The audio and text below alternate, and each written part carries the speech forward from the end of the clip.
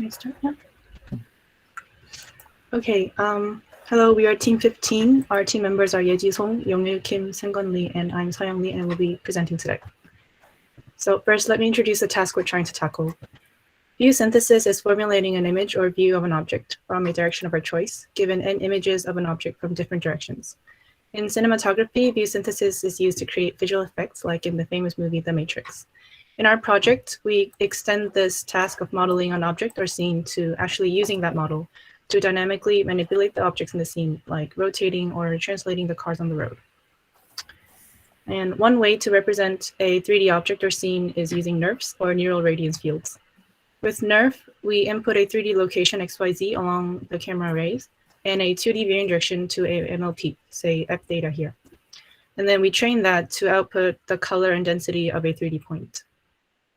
Once we have our NeRF model for one object, we can render a 2D pixel of a 3D point of the model object by computing the weighted sum of the RGB values of the points along an array, which connects a point in 3D space and a 2D pixel.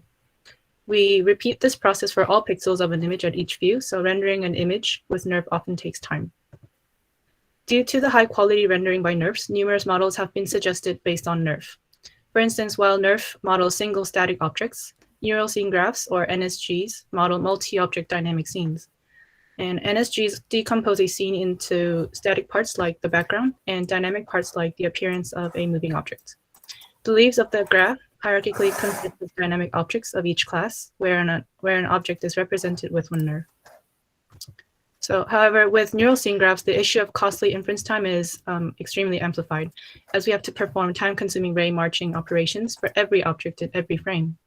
Thus, we thought it was of utmost importance to find the optimal balance in the trade-off between inference time and quality in order to achieve both short inference time and satisfactory quality of the rendered images.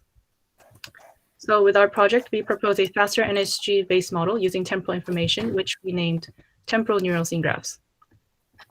Based on the idea that most color and density values in the same object in time t and time t-1 are similar, we divided the 3D NeRF space for each object into a predefined number of bins for the 3D location queries, and then classify each query to a bin with the corresponding color and density values. In addition, we designed the neural network to output score values to indicate the probability of reusing the output of the current frame in order to output the score values of the next frame. Thus, at every frame, when we input sample queries, or the 3D locations, each query is first allocated to bins with outputs computed in the previous frame, like shown in the image here. So if the allocated bin has the query value and also a high reusability score, like the orange bins, the bin value is retrieved and reused in the next frame.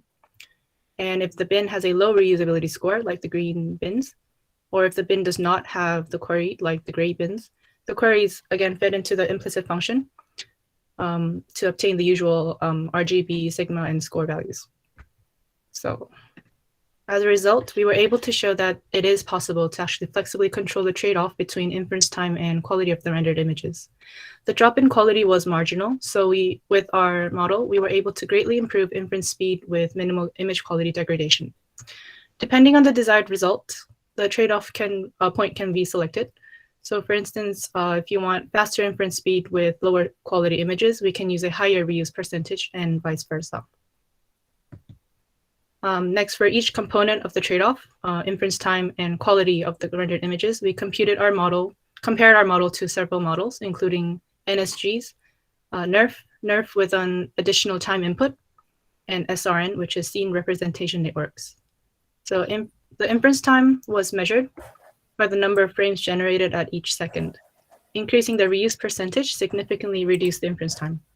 The drop in inference time seems to be mainly due to two reasons, which is one, the nature of NSGs, which decomposes a scene into dynamic and static parts, and two, using bins and reuse scores, which helped the model to focus relatively large amounts of the queries on the dynamic parts of the scene.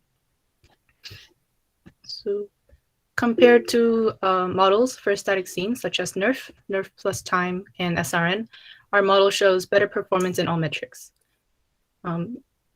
Compared to NSGs, which is a model for dynamic scenes, we achieve similar quality results, but at much reduced inference time. This shows that our models have actually learned the relationship between the degree of transformation across time and reusability. So if we look at the image here, queries in distant objects can have higher reuse rates as it changes less across time. And queries in closer objects, like this red car, it can have lower reuse rates as the object has greater movement across time. The smoothness of the rendering by our model can be checked with this video. So in the future, our work can be extended to account for fast-moving objects and scenes, as well as a greater number of bins when we have more objects in the scene. Moreover, it's important to determine the actual optimal score threshold. So the threshold can be learned as a parameter in training or determined by scheduling scenes later.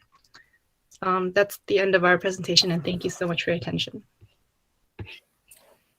Okay, any question?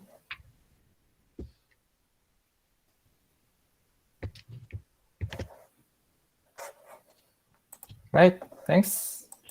Thank you.